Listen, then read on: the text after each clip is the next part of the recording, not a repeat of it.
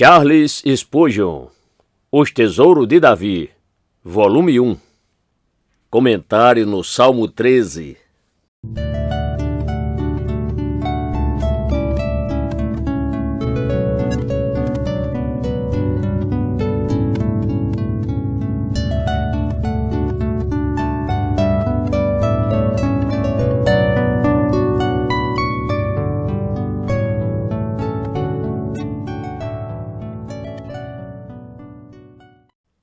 Título: Não há como relacionar o Salmo a algum acontecimento ou período especial da história de Davi.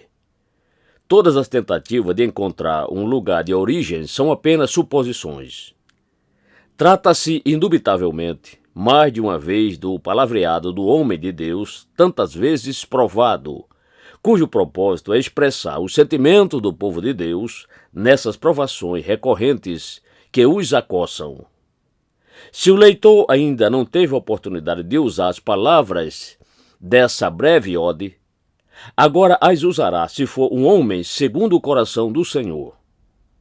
Estamos habituados a dizer que esse salmo é o salmo do até quando. Quase dá de intitulá-lo de o salmo uivante, em virtude da repetição incessante do clamor até quando? Divisão. Este salmo se divide naturalmente em três partes. A pergunta da ansiedade, versos 1 e 2. O clamor da oração, versos 3 e 4. A canção da fé, versos 5 e 6. Exposição. Verso 1. Até quando te esquecerás de mim, Senhor? Para sempre? Até quando esconderás de mim o teu rosto? Comentando o verso 1. Até quando? Essa pergunta é repetida não menos que 4 vezes. Indica o desejo extremamente intenso de libertação e mostra a grande angústia de coração. E se nessa configuração houver certa impaciência, não é esse o retrato fiel de nossa própria experiência? Não é fácil impedir que o desejo se degenere em impaciência.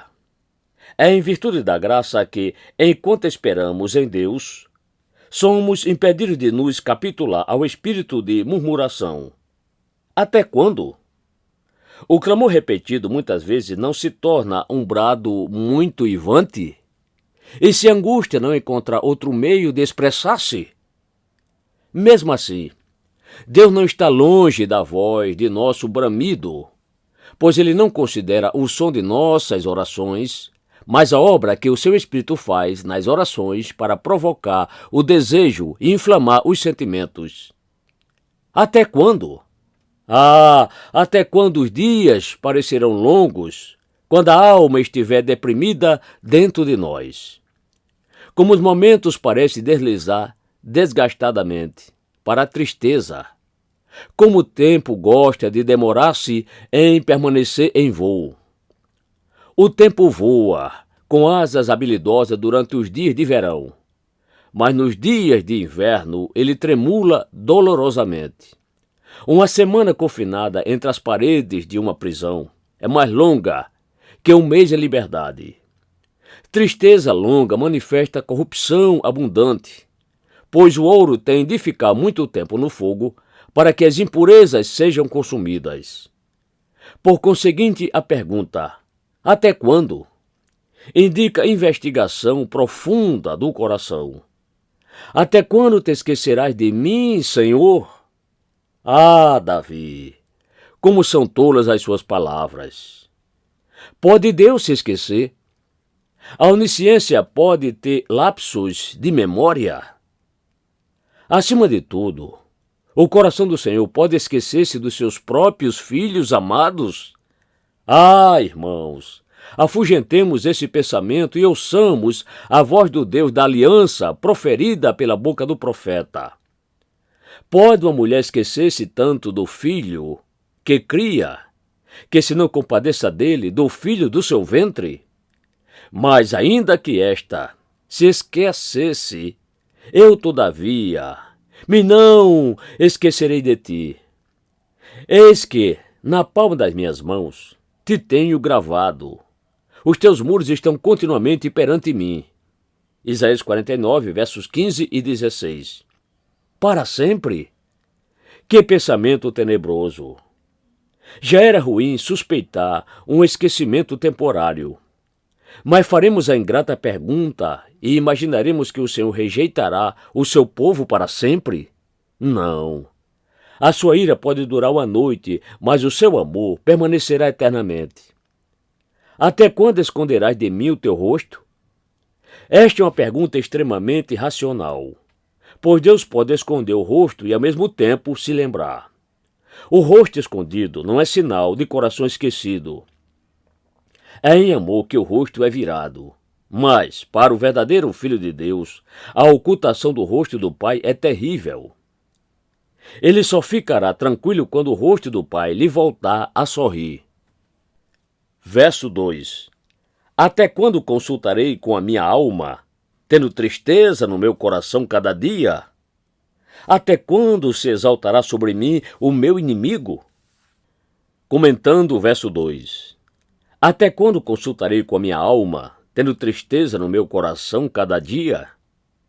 No original hebraico, há a ideia de armazenar conselhos no coração como se os recursos fossem inumeráveis, mas infrutuosos.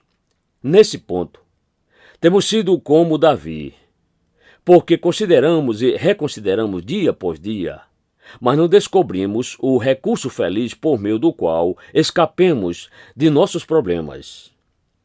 Tal armazenamento é uma ferida triste. Ficar pensando sobre as dificuldades é procedimento amargo.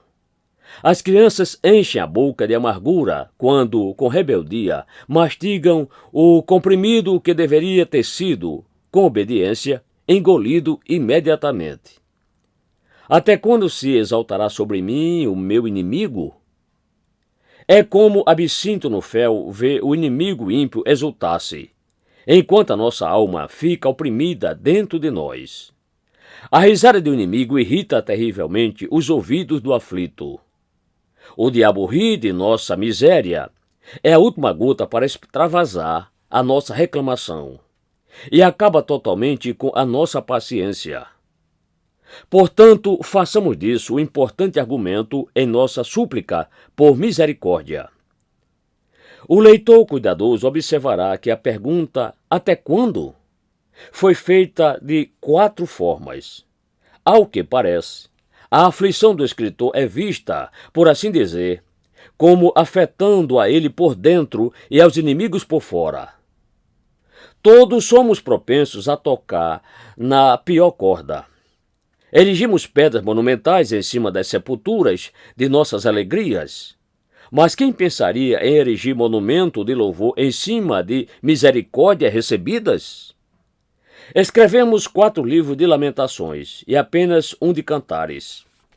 E nos sentimos muito mais à vontade lamentando o Miserere, oração por misericórdia, do que cantando um Te Deum, hino de ação de graças. Verso 3. Atenta em mim, ouve-me, ó Senhor, meu Deus, alumia os meus olhos para que eu não adormeça na morte. Agora a oração eleva a voz, como o guarda que proclama a alvorada. É a hora da virada, em que os que choram enxugarão os olhos. O propiciatório é a vida da esperança e a morte da desesperança. O pensamento sombrio de Deus tê-lo abandonado ainda está na mão do salmista, que clama: atenta em mim, ouve-me. Lembra-se imediatamente da origem da angústia e clama em voz alta para que lhe seja arrancada. A ausência final de Deus é o fogo do Tofete, e a ausência temporária leva o seu povo aos arredores do próprio inferno. A súplica é para Deus atentar e ouvir, de modo que lhe seja duplamente comovido a compadecer. O que devemos fazer se não tivermos nenhum Deus a quem nos voltar no tempo da desgraça? Note o clamor da fé. Ó Senhor, meu Deus! É um fato muito glorioso que o nosso interesse em Deus não seja destruído por todas as nossas provações e tristezas. Podemos perder as coisas deste mundo, mas não o nosso Deus.